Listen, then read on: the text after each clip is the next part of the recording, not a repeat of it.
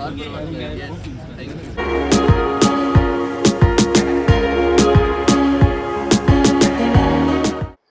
आज आपण जात आहोत ऐतिहासिक वाडा बघायला, जो आपल्याच भागात शिरडोन या गावात आहे. तर चला, आज मी तुम्हाला आद्य क्रांतीवीर वासुदेव बळवंत फडके यांच्या गावात घेऊन जाते.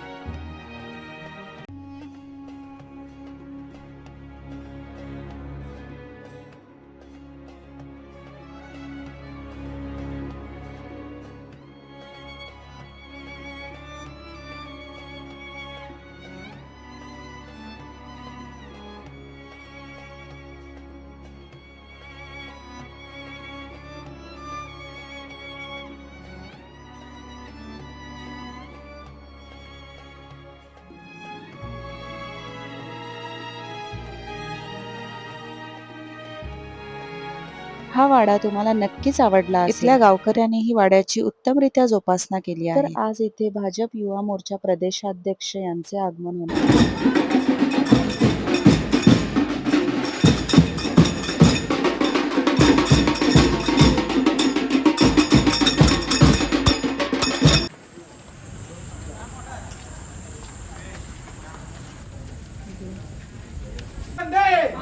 भारत माता की भारत माता की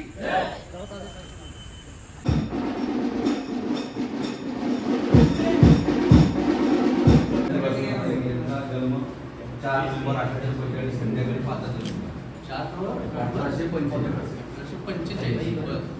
त्यांचा जन्म, त्यानंतर बालपण चालू झालं.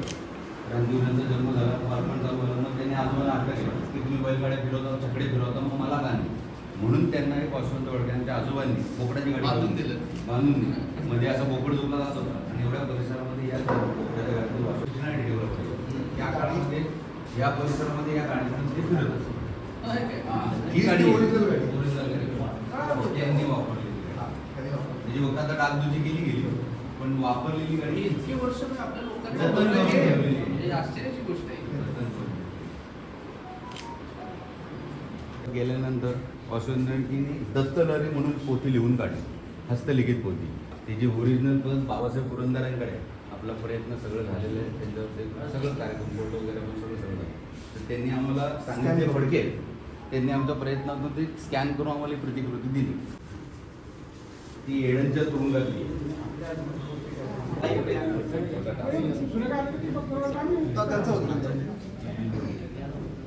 भवानी जय छत्रपती शिवाजी महाराज की जय.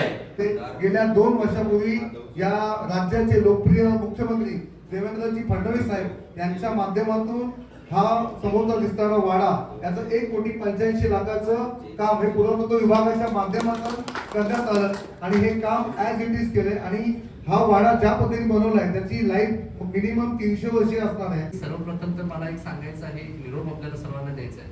तुम्ही जसं सांगितलं की आज एक नवीन कार्यकर्ता इथून पुढं फडकेजींचा आहे, इथून पुढं प्रचार प्रसार करणारा तुम्हाला मिळालेला आहे आणि त्याची विचारधारा इथून पुढं संपूर्ण महाराष्ट्रावर कशा पद्धतीने पोहोचवता येईल, युवकांना त्यांच्या विचाराचा त्यांच्या अनुभवाच्या कसा प्रेरणा घेता येईल याचा माझा इथून पुढे प्रयत्न राहील. क्रांतीवीर वासुदेव बळवंत आद्य क्रांतीवीर वासुदेव बळवंत वंदे